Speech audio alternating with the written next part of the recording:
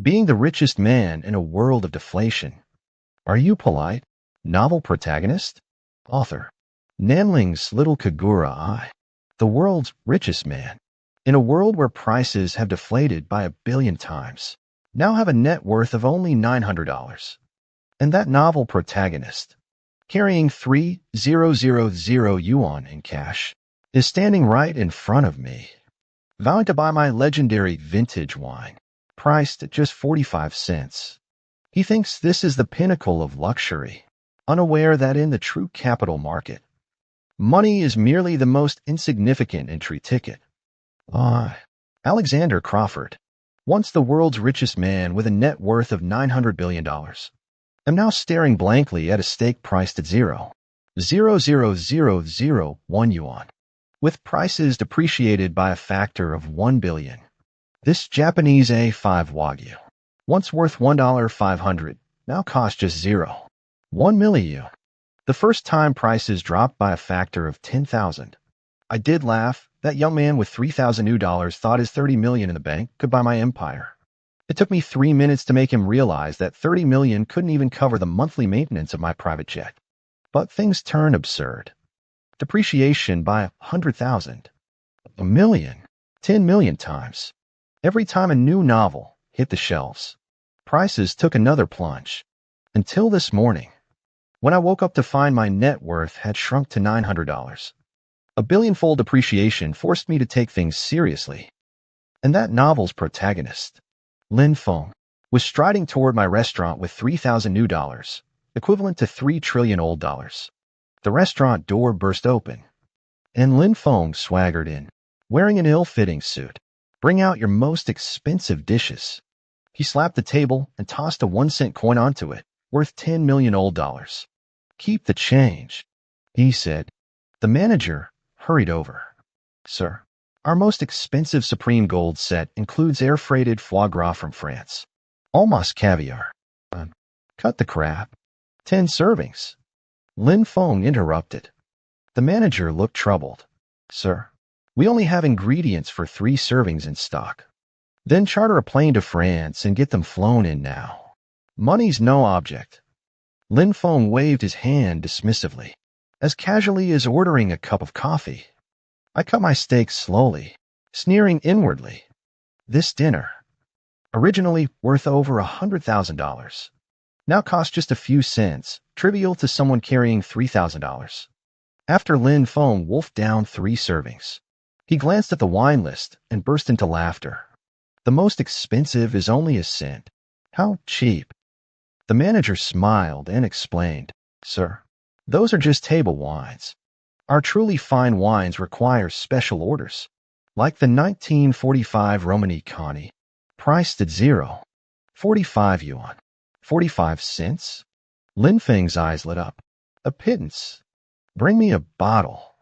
But this wine is one of only 3 bottles in the world, part of our boss Mr. Crawford's collection. The manager added. Lin Feng sauntered over to me and slapped a 5-cent note on the table. Old man, I want that bottle. Keep the change.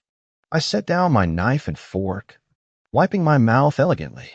Mr. Lin, the value of this wine isn't in its price. It witnessed the end of World War II, carrying the weight of history. Spare me the lecture. 1 yuan, deal or not. I gently swirled the wine in my glass, letting it spin. As a collector, 3 yuan, 5 yuan, final offer. The entire restaurant fell silent. 5 yuan was equivalent to 5 billion old dollars, a staggering sum in this depreciated world. I pretended to ponder, then slowly nodded. So, for waiters in formal attire wheeled in an exquisite wine cart, bearing the legendary bottle. A faint layer of dust on the bottle only added to its historical gravitas. The sommelier, wearing white gloves, carefully lifted the bottle and introduced it. Sir, this 1945 Romani Conti was produced in the year of the Allied victory in World War II, with an extremely limited yield. It sold at Christie's in London for 450 million old dollars, equivalent to 0.45 new yuan. Its rarity stems from its craftsmanship and that unique historical backdrop. Enough talk. Open it. Lin Feng waved his hand. The uncorking turned into a spectacle, with the entire restaurant's patrons gathering around. When the cork was gently removed, a deep fruity aroma filled the entire space. Lin Feng sat proudly in the center, surrounded by 4 waiters. One poured the wine, one held the glass, one handed him a napkin, and another was dedicated to describing the wine's flavor. This wine is just average. Lin Feng took a big gulp and commented loudly. Not as good as the 2-cent Bordeaux I had yesterday. I smiled slightly. Compared to the bottle in Duke Count's collection, this one is indeed far inferior. Duke Count? What good wine does he have? Lin Feng immediately became interested. He has a bottle of 1806 Lafite priced at 2 yuan, said to be even richer in flavor. However, I deliberately paused. However what? That old man has a peculiar temper. Someone once offered 3 yuan, but he refused to sell. He sighed lightly. He said he would only sell to those who truly understand wine. Lin Feng's eyes lit up. 3 yuan. Cheap. Introduce me. I bowed gracefully. As you wish. After he left the restaurant, I immediately called my assistant, released the transaction price of that bottle of wine to all major media outlets, and notify all the wineries we control to immediately raise the prices of high-end wines by 300%. But, sir, will anyone buy them? I looked at Lin Feng's retreating figure and smiled. With such a fool around, others will follow suit. It's time for the wine industry to see a wave of appreciation. I took my private jet to pick up Lin Feng and meet Duke Crawford. The plane glided lightly through the clouds, and I gazed through the window at the gradually clearer vineyards of Country F below. Lin Feng, sitting across from me, was like a child on his first spring outing, constantly fiddling with the seat adjustment buttons and loudly demanding why the flight attendant hadn't served caviar. Crawford, your plane is too small, Lin Feng shouted. After I meet this so-called Duke, I want to buy 1, 2, no, 3, and I'll have a model named after me. I smiled faintly, mentally calculating another substantial income. This Gulfstream G700, before my assets shrank, was worth 80 million old dollars. Now selling for just 56 new dollars. And if I customized a model named after Lin Feng, I could easily quote 3 new dollars, equivalent to 3 billion old dollars. Duke Crawford's estate is here, I said calmly, pointing out the window. Lin Feng's eyes widened. Such a tiny, shabby estate? I thought it would be grander. I sneered inwardly. This tiny, shabby estate was one of the oldest wineries in Bordeaux, with a history dating back to the 17th century. The Crawford family had been making wine for generations, and their winemaking skills and strict quality control made their wines highly sought after. Duke Crawford himself was already waiting at the door. He was an elderly man with silver hair and elegant manners, a stark contrast to Lin Feng. Alexander. Long time no see, Duke Crawford said, shaking my hand warmly, then looking at Lin Feng. Is this the Mr. Lin you mentioned? Cut the crap. Where's that bottle of wine you wouldn't sell for $3? Lin Feng interrupted the polite pleasantries. Duke Crawford led us into the cellar and took a bottle from a specific temperature-controlled cabinet. This is an 1806 Lafite, the only one left in the world. I heard you wouldn't sell it for $3. Lin Feng laughed loudly. Then his face darkened. But I'll give you $5, and I want it now. Duke Crawford shook his head. Sorry, this wine has special meaning to me. $8. $10. Lin Feng's voice rose an octave with each bid. I stepped in at the right moment. Duke Crawford, haven't you always said you wanted to travel the world after retirement? Perhaps Mr. Lin is not only interested in buying this bottle of wine, but also in your winery. Duke Crawford pretended to ponder. Lin Feng's eyes lit up. Winery? How much? This winery is my family's business, Duke Crawford said slowly. Though not large, it has a long history, producing about 900 tons annually. If Mr. Lin is truly interested, $20, including the winery and all inventory. $20? A small matter. Lin Feng made the decision, but it has to include that bottle of wine. After the deal was done, Lin Feng raised the 1806 Lafite and took a big gulp straight from the bottle, then frowned. It's not as good as that 45-cent bottle you had. He had probably forgotten that the bottle had been hyped up to $5 and was no longer worth 45 cents. I smiled in response. Taste takes time to develop. Mr. Lin, you're now the owner of a winery. Would you consider investing in upgrading the winemaking equipment? Or buying a few surrounding vineyards to create the largest winery in Bordeaux? Buy them all. Lin Feng waved his hand grandly. Isn't it just money? At that moment, I added softly, as the winery owner, you'll also need to outfit yourself properly. Hermes has a few outfits suitable for an estate owner, though the prices are a bit high. High? How high can they be? We're going to Paris tomorrow. Lin Feng was completely caught up in a spending frenzy. As we left the winery, Duke Crawford gave me a subtle wink. This so-called 1806 Lafite was actually a product from his great-grandfather's era, with a real value of no more than $3. And the winery, due to years of losses, he had long wanted to offload, with a normal selling price of no more than $5. On the way to Paris, watching Lin Feng sound asleep, I answered my assistant's call. Notify Gulfstream that we have a client who wants to customize a plane named after himself. Also, contact Hermes to prepare for their upcoming VIP client. Lin Feng murmured in his sleep. It's all just small change. Can't spend it all. Just can't spend it all. Inside the private showroom of the Hermes flagship store in Paris, warm light spilled over the amber leather sofas. Lin Feng swaggered ahead while I followed at a leisurely pace. So this is the legendary Hermes? Lin Feng looked around, his tone dripping with disdain. Doesn't seem like much to me. Allison, Hermes, senior consultant, approached with a polished smile. Sir, welcome to Hermes. I am your personal consultant. Honored to serve you. Show me your most expensive bags, Lin Feng said, slapping a 10 yuan bill on the table. Money's no issue. Allison maintained her smile, but spoke firmly. Sir, Hermes, Birkin and Kelly bags are not simply displayed for sale. They require customization and a certain purchase history. Lin Feng's eyes widened. What? You're turning away money? Do you know how much 10 yuan is in old currency? 10 billion. Isn't 10 billion enough for a bag? I stepped in at the right moment, explaining to Lin Feng with a smile. Hermes has a unique quota system. To buy a Himalayan Birkin, you usually need to purchase other items first, at a 1:1.5 ratio or higher. Quota? What does that mean?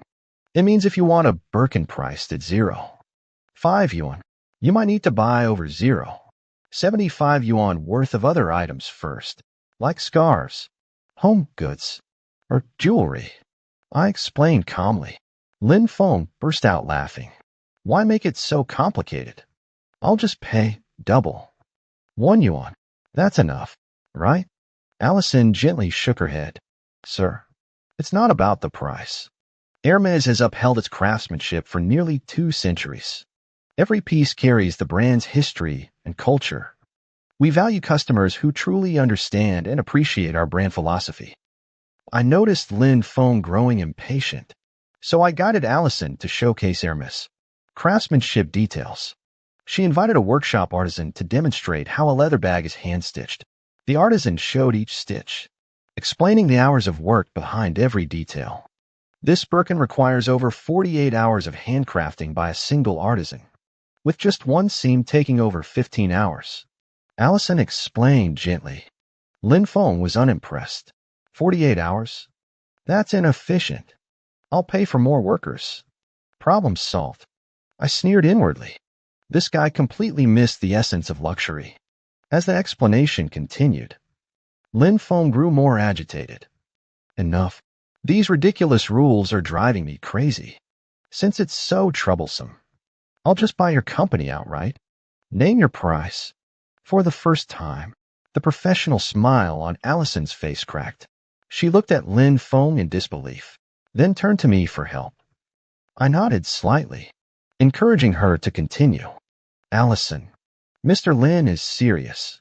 Perhaps you could invite your regional director, and we can discuss this possibility. Half an hour later, Mr. Renault, Hermes, European regional director, arrived in a hurry. After some calculations, he told Lin Feng solemnly, Mr. Lin, based on our current market value, acquiring the entire Hermes group would require approximately 1,500 new yuan. However, this would still need board approval, due diligence, signing agreements, and a series of complex procedures. Lin Feng's arrogance deflated noticeably. 1,500 yuan. He instinctively patted his pocket, which held his entire fortune, 3,000 yuan in cash. For the first time since arriving in this devalued world, he hesitated at a price. The process is too complicated. Lin Feng coughed lightly, trying to hide his embarrassment. I'll just buy a few bags for now. Over the next 3 hours, Lin Feng embarked on a wild shopping spree. He not only bought a Himalayan Birkin bag for 0.5 yuan, but also purchased scarves, leather goods, and home items worth over 0.8 yuan to meet the purchase quota. Even more astonishingly, on Allison's recommendation, he paid an additional 0.3 yuan to join the Hermes Top Collectors Club. Now that's more like it. Lin Feng nodded with satisfaction as he looked at the mountain of orange boxes before him. If you're going to spend money, spend it lavishly. I smiled and nodded in agreement. But inside, I was calculating the profits from this transaction. Through the offshore companies I controlled, I was actually the behind-the-scenes major shareholder of Hermes. Every penny Lin Feng spent, a significant portion quietly flowed back into my pocket. As we left Hermes, Lin Feng seemed lost in thought. Seizing the moment, I gently patted him on the shoulder. Mr. Lin, acquiring a luxury group is no small matter. How about we start by understanding the process? Actually, building a luxury brand from scratch is more meaningful than buying an existing one. Lin Feng's eyes lit up. Building a brand? What do you mean? Imagine creating a luxury brand of your own. I guided him. You could name it after yourself, hire the best designers, and create products even more luxurious than Hermes. This way, you're not just spending money, you're creating lasting value. Lin Feng grew more excited as he listened. Naming a brand after myself? That's a great idea. I'll build the Lin Feng empire. More impressive than Hermes. I smiled and nodded, already planning my next move. Creating a new luxury brand will require assembling a design team, establishing a supply chain, and building workshops, all of which would be done through companies I controlled. And Lin Feng's 3,000 yuan cash would quietly flow into my pocket in the process. However, I shifted the conversation. Building a luxury brand requires deep cultural heritage and historical legacy. Hermes has nearly 200 years of history, and Chanel and Louis Vuitton also have centuries of accumulation. A new brand needs time to accumulate this kind of cultural capital. Lin Feng dismissed the idea. Cultural heritage? Isn't that just storytelling? I'll hire the best copywriters to craft the most compelling stories. I suppressed a smile and continued guiding him. Beyond storytelling, you also need craftsmanship heritage. For example, Hermes leatherworking techniques and Chanel's tweed craftsmanship are unique skills passed down through generations. Craftsmanship? Isn't that just making bags? I'll offer triple the salary and poach all their artisans.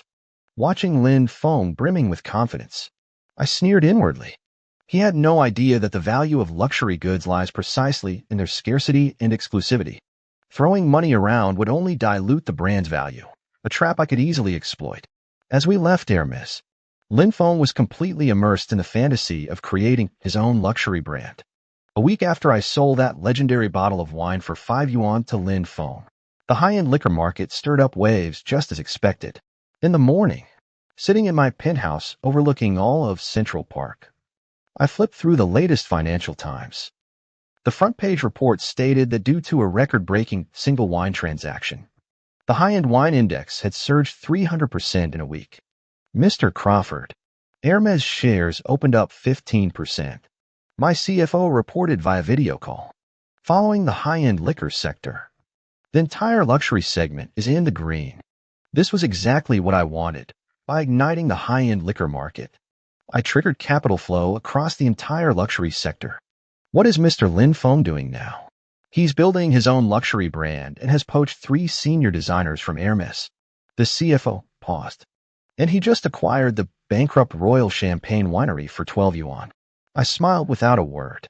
12 yuan was equivalent to 12 billion in old currency, while the winery's actual value was no more than 3 yuan. At noon, I ran into Lin Feng at his newly acquired Michelin 3-star restaurant.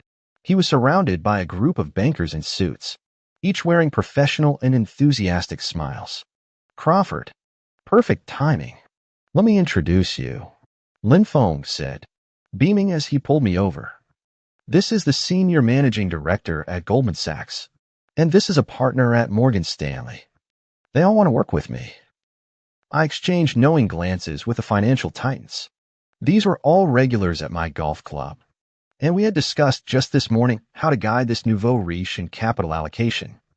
That afternoon, when I took Lin Feng to tour the New York Stock Exchange, sunlight streamed through the glass dome onto the trading floor.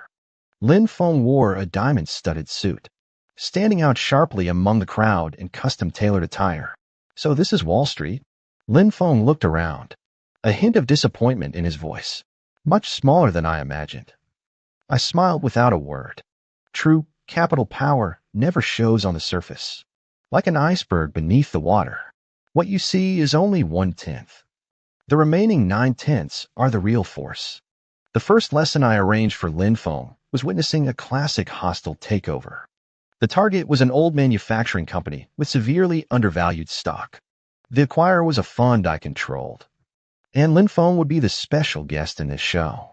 In Morgan Stanley's conference room, the acquisition team presented a meticulously prepared PowerPoint to Lin Feng. The target company has ample cash on its books. Assets are severely undervalued, and selling off parts of the business would recoup the acquisition cost. Lin Feng's eyes lit up. Isn't this just free money? I'll invest 10 yuan. I gently pressed down on his excited hand. The capital market isn't a casino. It requires precise calculation. I nodded to the analyst, who immediately pulled up complex financial models.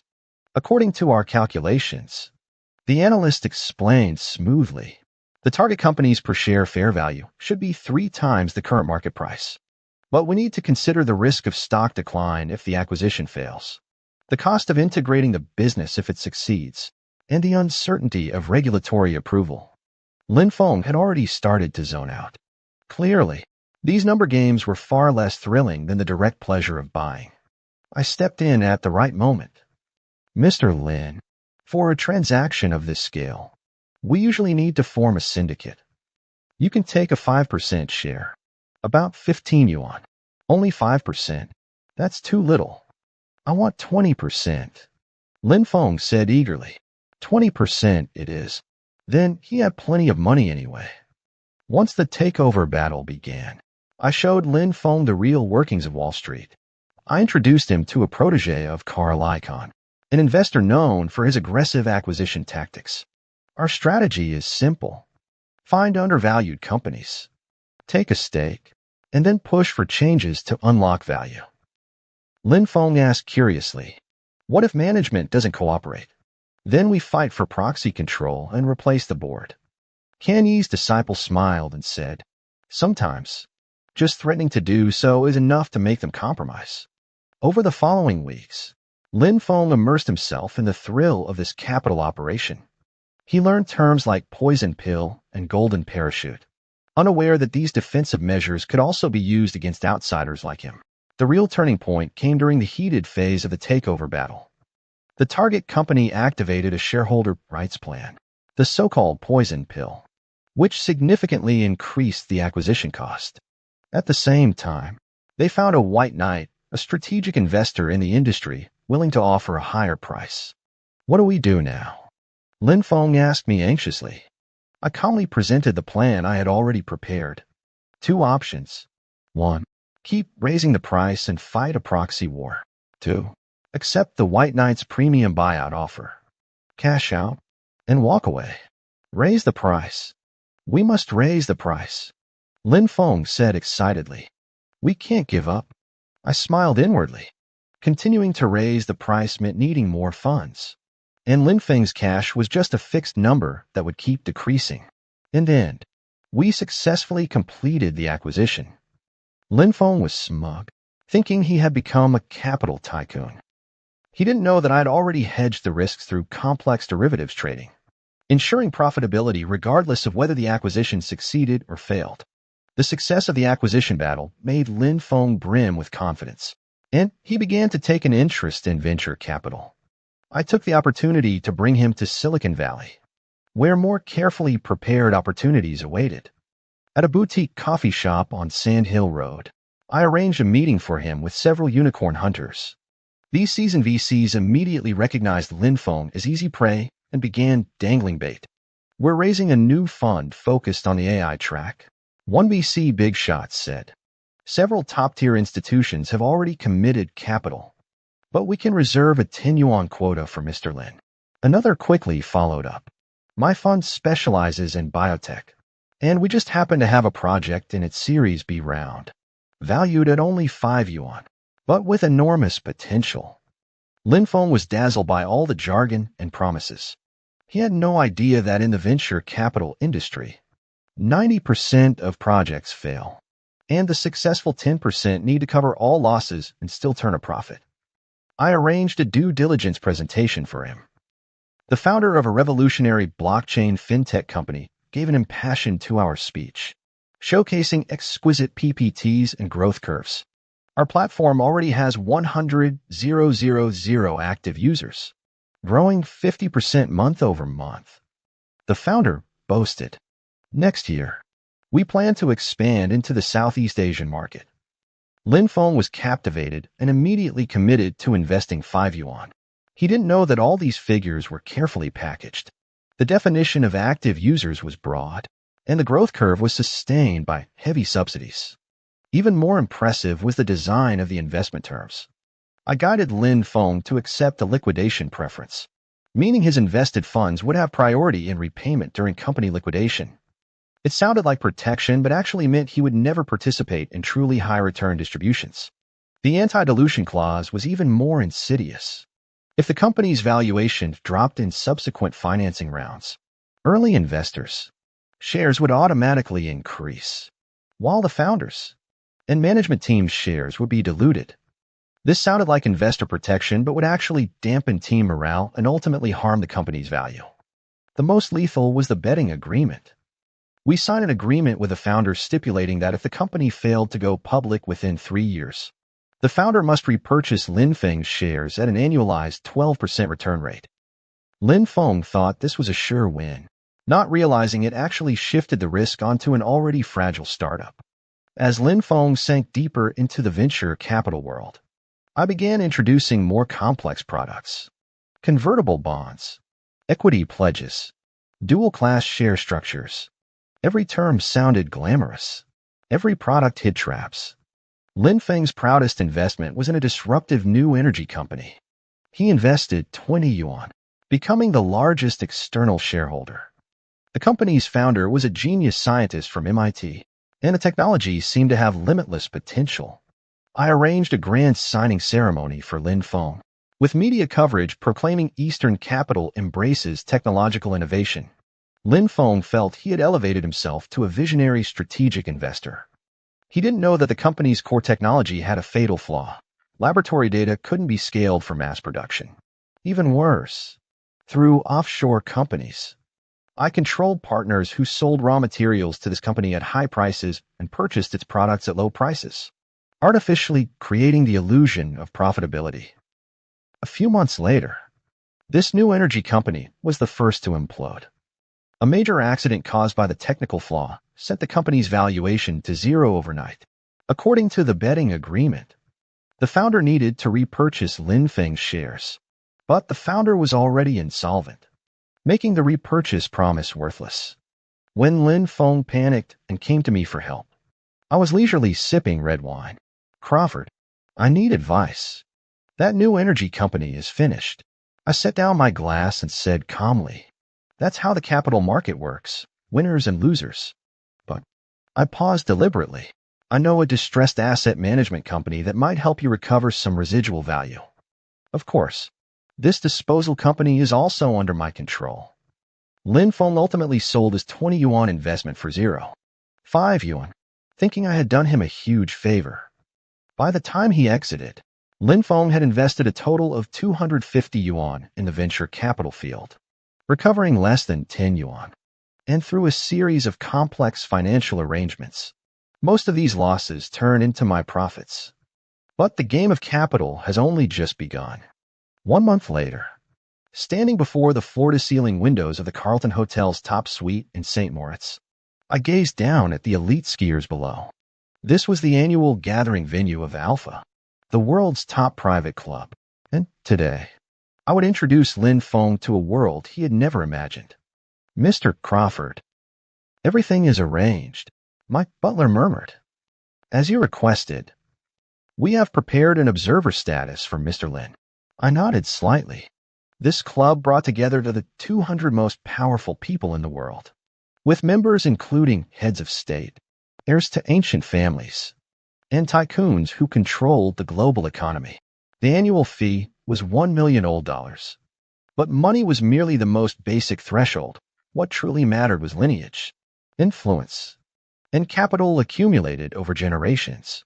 When Lin Feng arrived, he wore a diamond-studded sequin suit, clashing with the understated luxury of the dark-tone venue. So this is the top-tier circle, he said loudly, drawing the attention of several members engaged in quiet conversation. Doesn't look like much, not even a golden hall. I smiled without a word. True luxury never needed to show off, just like the seemingly ordinary paintings on the walls, which were actually masterpieces from the Renaissance, each worth a fortune. Of course, that was before the currency devaluation. I led Lin Feng toward the restaurant, passing several familiar faces along the way. The seventh-generation heir of a German industrial family, a member of a Middle Eastern royal family, and the old man who controlled a third of the world's diamond resources. They nodded to me in greeting, but only cast a polite glance at Lin Feng. Who was that old guy, dressed so plainly? Lin Feng asked in a low voice, though loud enough for those nearby to hear. He's the representative of the Saxe-Enberg family, which controls the world's most advanced precision instrument market. I replied calmly.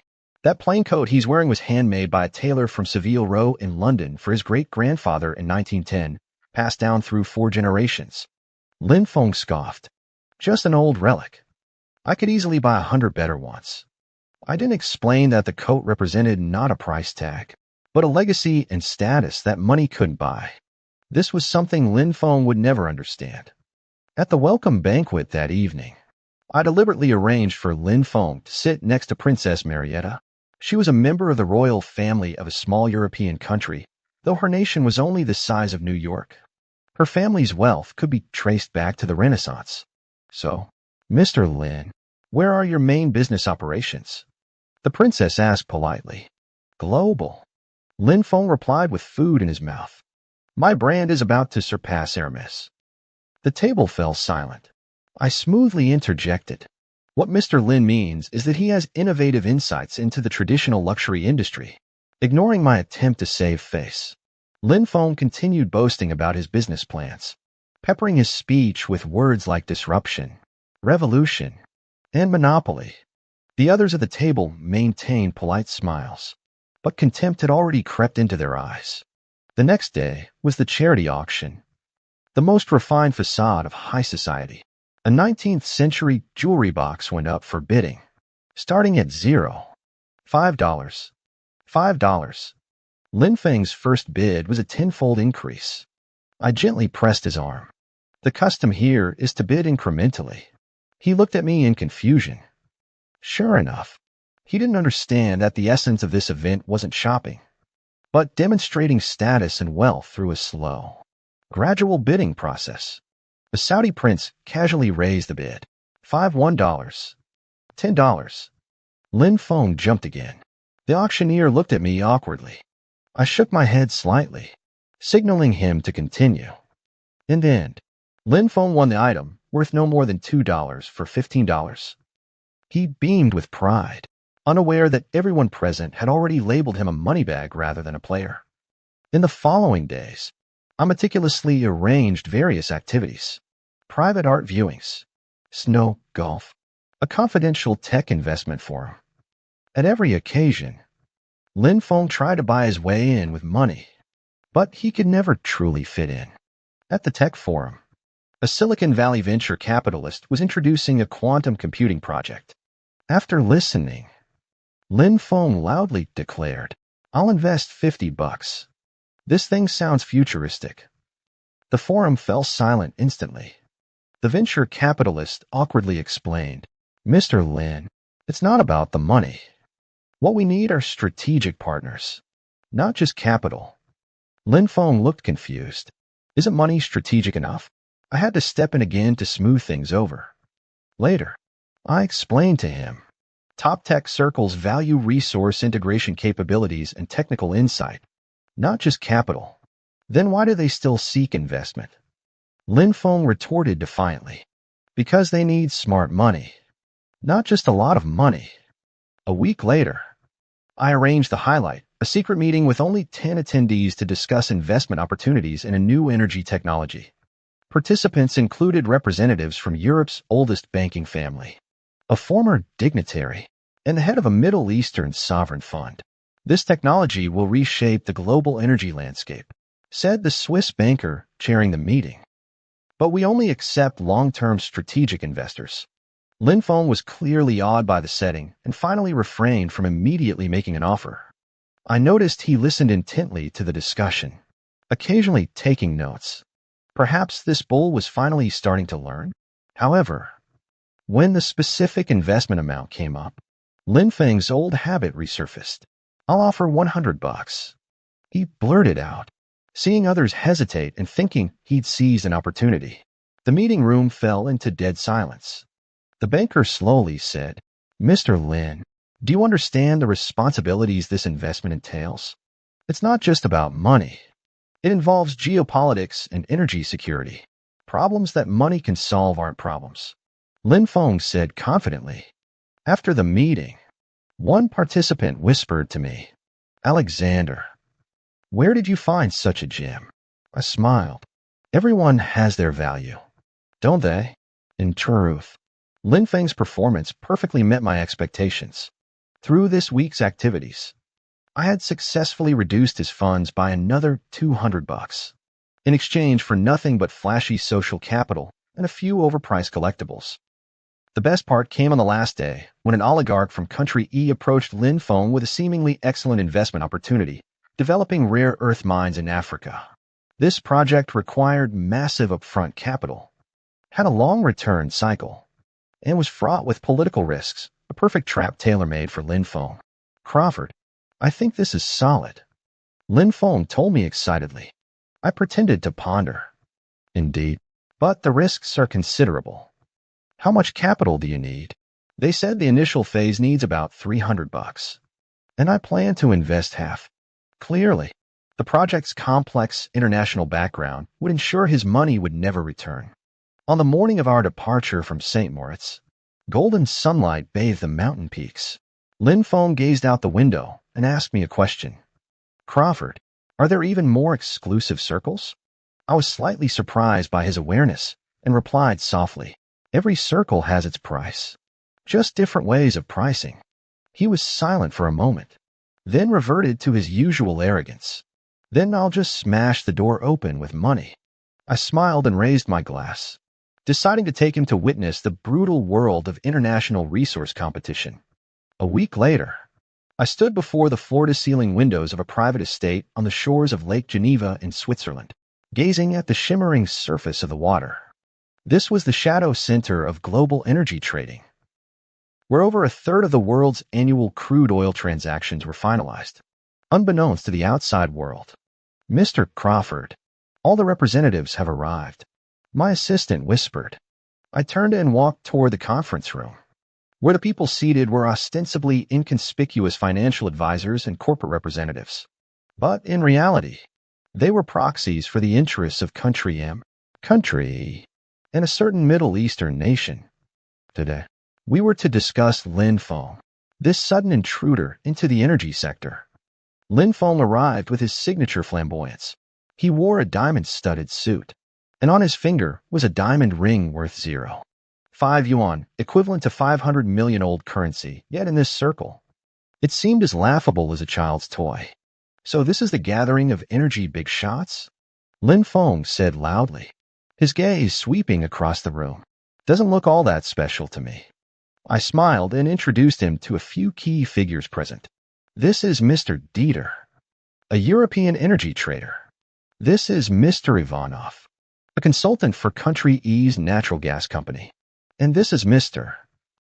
Al-Rashid, a royal advisor from a Middle Eastern nation. Lin Feng nodded casually, completely unaware of their true significance. He didn't know that Dieter was a retired high-ranking official of the German Federal Intelligence Service. Ivanov had direct ties to the Kremlin, and Al-Rashid was a heavyweight capable of influencing OPEC decisions. I've been quite interested in energy lately. Lin Feng cut straight to the chase. I heard about a uranium mining project in Africa. I want to invest. The room fell silent. My heart jolted. This fool had directly touched upon the most sensitive area of uranium resources, which went far beyond commercial scope and involved national strategic security. Dieter gently adjusted his glasses. Mr. Lin, are you referring to the uranium mine in Niger? Yeah, that one. I'll put in 100 yuan.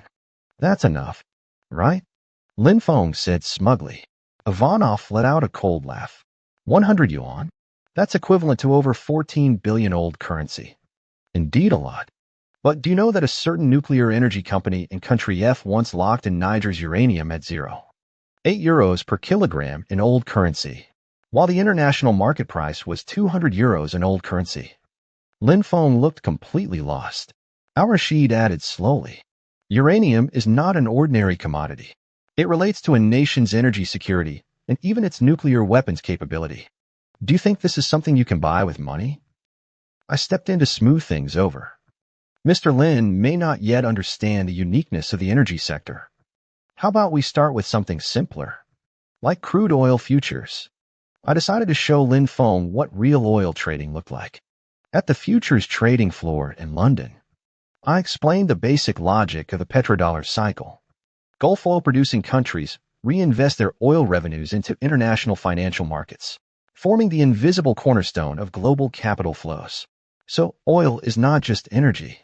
It's a financial weapon. I concluded. Lin Feng was unimpressed. Isn't it just buying low and selling high? I'll put in 200 yuan to go long on crude oil futures. I shook my head inwardly. He had no idea that we were in a sensitive period where the Strait of Hormuz could be blockaded. The mutual attacks between Israel and Iran had already spread to core energy facilities, and oil prices could skyrocket or plummet at any moment. More critically, the private credit market in country M was deteriorating. Consumer loan funds had frozen redemptions. Wall Street giants were urgently withdrawing debt issuances, and a perfect storm was brewing. And Lin Feng, in his little boat, was sailing ignorantly toward the storm center. I shot Dieter a glance. He immediately caught on and said to Lin Feng, Mr. Lin has good instincts. Now is indeed a great time to go long. I know a few friends in Saudi Arabia who are planning to push oil prices up. It was a complete lie. In fact, through my intelligence network, I learned that the M government wants to maintain low oil prices and is secretly pressuring Saudi Arabia to increase production. But Lin Feng took it at face value and immediately invested 200 yuan in long crude oil futures. Just as Lin Feng was gloating over the slight rise in crude oil futures, the real trap had already been set. Ivanov reported to me that the National Atomic Energy Corporation had actually taken control of some uranium mines in Niger and was looking for financial partners. Didn't Lin Feng want to invest in uranium mines from the start? Then let him have his wish. I arranged for Lin Feng to meet with an independent energy consultant. This consultant, who was actually an agent of E, painted a rosy picture for Lin Feng. Invest in Niger's uranium mines, enjoy E's technical protection, and share in the dividends of the global nuclear power renaissance. That sounds exciting. Lin Feng said excitedly. How much investment is needed? Just 200 yuan up front for a 10% stake. The consultant said calmly. I calculated internally. This 200 yuan would flow through a series of shell companies into controlled enterprises, while Lin Feng would only get a worthless equity certificate. Even better, this deal would touch the core interests of F&H, making Lin Feng a target for multiple intelligence agencies. At the signing reception, Lin Feng raised his glass and drank freely, completely unaware that he had fallen into a deadly vortex. On the other hand, chatted quietly with a few real energy tycoons. Your young friend has no idea how deep the water is, Al-Rashid said lightly. I chuckled. Everyone needs a process of growth. In fact, I'd already shorted all assets related to Lin Feng's investment through offshore companies. Once his capital chain broke, I would acquire these assets at rock-bottom prices. Additionally, I arranged for someone to leak a document showing that the uranium mine he invested in involved entities on the international sanctions list. No, the Treasury Department's Office of Foreign Assets Control has started investigating his financial transactions. 3 days later, Lin Feng came to me in a panic. They know about the uranium mine deal. Lin Feng's voice trembled slightly. I slowly nodded and pushed an encrypted file in front of him. The Treasury Department's Office of Foreign Assets Control has launched an investigation, and the side seems quite unhappy with your breach of contract.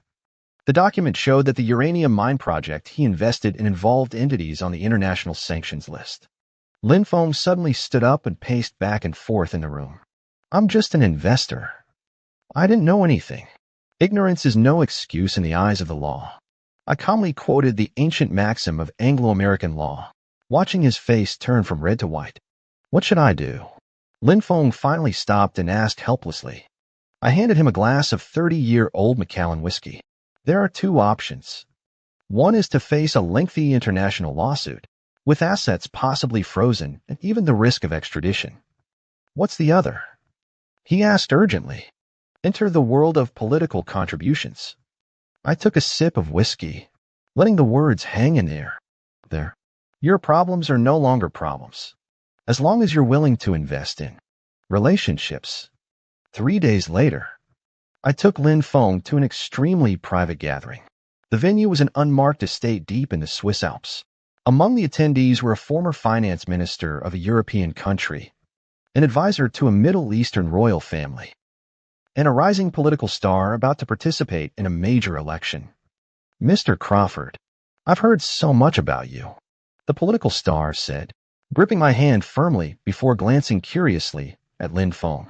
And this is Mr. Lin Feng, a strategic investor from the East, very interested in supporting promising political endeavors. I introduced. During the meeting, Lin Feng learned how much funding it takes to support a political figure. The primary required 50 yuan, while the national election needed at least 200 yuan. And that was just direct donations. There were also unlimited contributions through super PACs and research grants for policy think tanks. 200 yuan? Lin Feng gasped.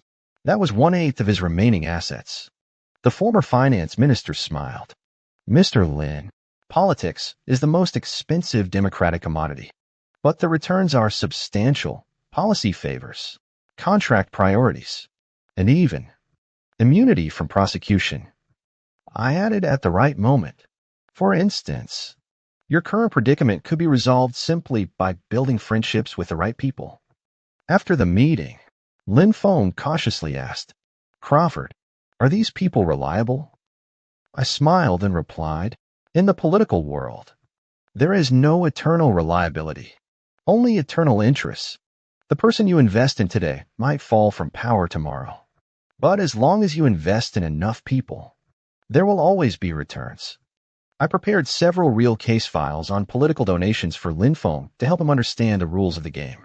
Case 1. In 2010, heiress Liliana of the L. L'Oreal Group in Country F was exposed in a political donation scandal, accused of tax evasion and illegally providing over 150,000 old euros in political donations to political figures, far exceeding Country F's legal limit of 7,500 euros for individual donations to political parties. The case implicated several high-ranking officials. Case 2. Conservative Party Chairman Elliott in country, why establish an advisory committee as a channel between the party's top brass and external supporters? Donating £250,000 granted the opportunity for intimate exchanges with the Prime Minister. Described as a Premier League level of interaction that could bring extraordinary benefits to your business. Lin Feng's hands trembled slightly as he flipped through the cases. These amounts, just a few €100,000 euros? Under the new currency system, that's less than a cent. I nodded. Yes, but in the world before devaluation, these sums were enough to influence national politics. And the 200 yuan you have now is equivalent to 2 trillion old yuan, enough to act as a political disruptor in multiple countries simultaneously. As Lin Feng deepened his understanding of political donations, I introduced him to more complex global political gambles. I presented a global political investment portfolio.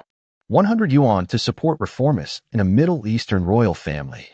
80 yuan for pro-business political forces in Eastern Europe. And even 50 yuan for the re-election campaign fund of a certain island nation's leader. Where is this island nation? Lin Feng asked curiously. That's not important. I smiled. What matters is that they will vote in favor of resolutions beneficial to you at the United Nations. Even more intriguing, I introduced Lin Feng to the strategy of opposing investments, simultaneously supporting elites from competing sides. I showed him plans to back both Democratic and Republican candidates in Country M, as well as a strategy to build relationships with two opposing nations in the Middle East. So no matter who wins, I win. Lin Feng realized. Smart capital never lets ideology influence investment decisions. I nodded approvingly. I designed a political donation portfolio strategy for Lin Feng. 1. Direct candidate donations, high risk, high return, 35 yuan. 2. Policy Research Institute funding, long-term influence, 25 yuan. 3. Super PAC support, with indirect influence, 20 yuan. 4. International relations development, as part of a global strategy, 15 yuan. 4. Legal crisis response fund, an insurance strategy, 5 yuan. As Lin Feng gradually became addicted to the game of power, I timely introduced the most critical element, personal safety investment. Politics is a high-risk game. You need to protect yourself. I said seriously. Then introduced a security advisory team composed of former Mossad and KGB agents, with an annual fee of only 30 yuan.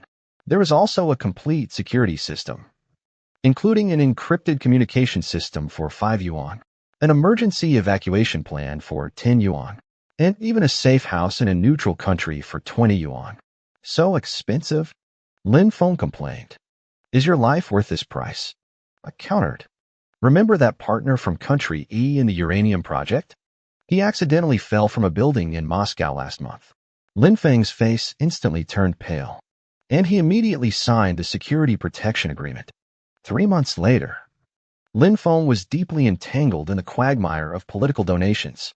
He had not only resolved the initial crisis, but also established a political network covering multiple countries. However, his funds had sharply dwindled to less than 600 yuan. One evening, I took him to a secret meeting. The attendees included a senator pushing a key bill that would affect the energy industry I controlled. Mr. Lin, thank you for your support, the senator said, gripping Lin Feng's hand tightly. If the bill passes, you will enjoy unprecedented investment convenience in our country. After the meeting, Lin Feng excitedly said to me, See, I can influence policy too. I smiled and nodded, knowing full well that this was just another empty promise. On the drive back to the hotel, Lin Feng gazed at the night scenery outside the window and suddenly asked, Crawford, is what we're doing legal? I chuckled lightly. Political donations are like walking a tightrope. Take Liliana of the L. Oriel family. For example, her donations exceeded legal limits, and her complex international asset arrangements eventually sparked a scandal that rocked France. But you're right, I continued. Once you start, there's no turning back. Not just because of the sunk costs, but because those who know too many secrets can never walk away unscathed. Lin Feng was silent for a moment, then asked, So where do we invest next? I smiled and opened my tablet. There's a country in South America holding an election. Both candidates are worth investing in. Another month passed, and Lin Feng attended his first victory celebration. The candidate he supported won the election, and we were treated as honored guests. At the banquet, the newly appointed minister toasted us. Thank you for your crucial support. Mr. Lin, we don't forget our friends. Lin Feng's face glowed with the intoxication of power. He had transformed from a mere wealthy man into a figure with political influence. However, after the banquet, I handed him a confidential document. This is the investment plan for next quarter. It requires 150 yuan. Lin Feng's smile froze. Another 150 yuan? I don't have much capital left. I looked at him calmly. Political relationships need constant maintenance, or all previous investments will go down the drain. Remember the former minister caught up in El Orial scandal? When Liliana's support dried up, his political career ended. Lin Feng gritted his teeth and handed over the money. He had become a political addict, unable to quit the thrill of power. A few days later, I prepared a deal of the century that Lin Feng couldn't refuse. A senior UN official is pushing a global resource allocation plan. I whispered, invest 200 yuan, and you'll get priority rights to purchase global rare earth resources for the next decade. 200 yuan? That's almost half of my remaining assets. Lin Feng exclaimed. I leaned in and whispered, this might be the only opportunity in your lifetime to rise from a wealthy man to someone who controls global resources. Think about it. Then it won't be you begging others, but the whole world begging you. A mix of greed and fear flickered in Lin Feng's eyes. He knew this could be a trap, but the allure of power was too great. I need to think about it, he said. You have 24 hours. I said with a smile as I stood up. Walking out of the room, I knew that no matter what he chose, he had already lost the game. If he invested, he would lose everything. If he gave up, the political network he had built would collapse from a lack of sincerity. Political donations are the most dangerous game in the world.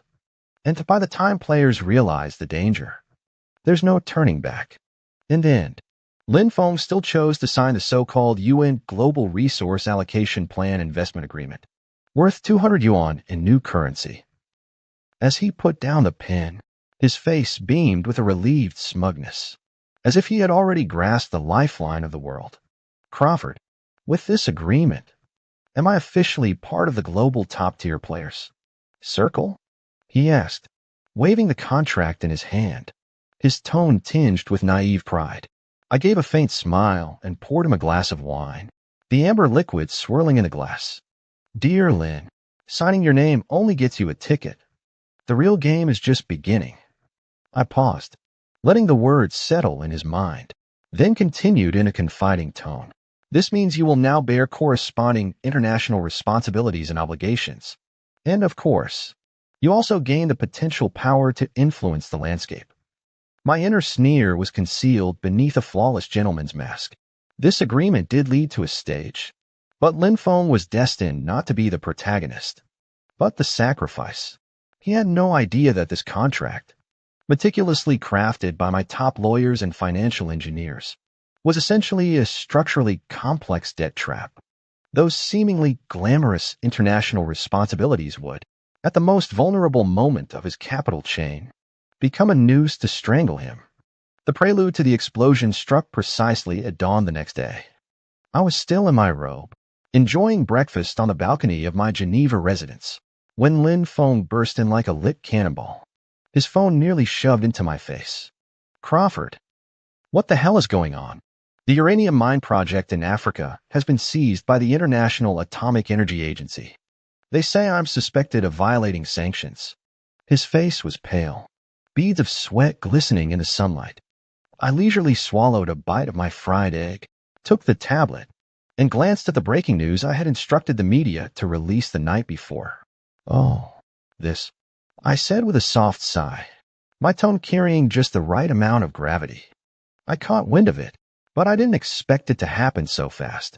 This is a bit tricky. It involves international politics. And I'm afraid money alone won't be enough to fix it.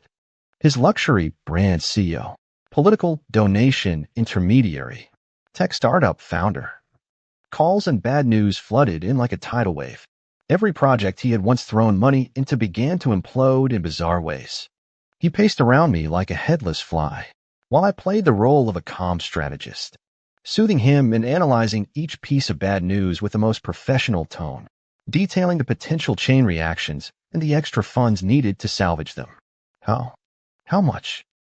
When he heard that the blockchain company he had invested in needed an emergency injection of 50 yuan to avoid bankruptcy due to a technical flaw, his voice was already tinged with tears. I operated the tablet, quickly pulling up his asset report, which clearly showed he had only 200 yuan in cash left. Lin, I looked up, meeting his eyes with an unprecedented seriousness. Your cash flow is already in danger. If these projects demand funds simultaneously, you'll go bankrupt instantly. He collapsed onto the sofa opposite me, his eyes vacant, the arrogance of throwing money at everything completely gone, replaced by the fear of being hounded by massive debts. I can't go bankrupt. I can't. Those politicians won't let me off. Those institutions will throw me in prison. I knew the time was right. Fear had completely overwhelmed greed. I stood up, walked over to him, and placed a heavy hand on his shoulder. Lin, maybe we should consider the final solution. He jerked his head up, a glimmer of hope igniting in his eyes. Final solution? What other way is there? To bring everything back to normal, I said calmly, pushing another top-secret document in front of him. This isn't another investment. It's a redemption. To participate in this value restoration plan, you need to invest all your remaining assets. But if successful, the current trend of runaway price depreciation will be reversed. Reversed? He stared in disbelief. You mean money will become valuable again? Exactly. I pointed to the curved chart on the document. At that point, the nominal value of your assets will shrink, but their actual purchasing power and social stability will return to normal. The debts you owe and the massive claims you face will become insignificant under the old currency system. I lowered my voice, adding a hint of shared secrecy. More importantly, you're one of the initiators of this plan. History will remember you as the one who saved the global economy, not as a failed speculator. Lin Feng's pupils contracted from shock and complex calculations. He looked down at his hands, which had once spent money like water, now barely able to hold on to a shred of dignity. Was it better to sit on these few hundred yuan of new currency and await destruction, or to go all in for a chance at a dignified exit, even eternal fame? In the end, the fear of total disgrace outweighed his attachment to monetary figures. He signed his name, betting his last chips. The execution of the plan went remarkably smoothly. I mobilized a real capital network and political influence accumulated over decades, coordinating with key figures from the world's major central banks. The so-called value restoration plan was essentially a precise surgical strike against abnormal monetary phenomena. When Lin Feng's final massive sum of funds was injected as ignition fuel, a series of complex financial operations were set in motion. In that underground vault in Basel, Switzerland, never open to outsiders, I witnessed a historic moment. On the massive screen, the curve representing the global money supply began to make a subtle yet resolute turn. Lin Feng stood beside me, staring wide-eyed at the numbers jumping on the screen, watching the news broadcast the rapid restoration of the global economic order. We did it, he murmured, as if unable to believe he had been part of something so monumental. Yes, we did it, I confirmed with a smile. He would never know that in the redemption agreement he signed, there was a small but crucial clause. After the value restoration process was completed, all his severely depreciated non-performing assets would be taken over by a designated offshore fund at a technical discount. And the actual controller of that fund was me. The news of global prices returning to normal spread like a spring breeze across the world. On the news, people rejoiced, and economists came forward one after another to interpret this miracle. Lin Feng, as one of the nominal initiators of the plan, did gain some fame, but soon he tasted what normal meant. The dizzying zeros behind his asset figures quickly disappeared, eventually stabilizing at a very substantial amount, 20 million. That was still a huge fortune. But compared to the power he once wielded when he held the equivalent of 3 trillion old currency, it was a world of difference. More critically, all the projects he had invested in had, under my exquisite capital maneuvering, changed their name to Crawford. A month later, I hosted several true capital tycoons on my private island, where I had once again become the focus of world news. We chatted and sipped Romani Conti, now repriced at tens of thousands of dollars a bottle. What about that little guy Lin Feng? A mining magnate asked casually. I swirled my glass, watching the wine cling to the sides. Him? A good reminder. True capital is never about numbers on a ledger, but the ability to define value. I paused, then added, he seems to have taken up writing memoirs lately. The book is called I Once Had 3 Trillion. Polite, knowing chuckle rippled around the table.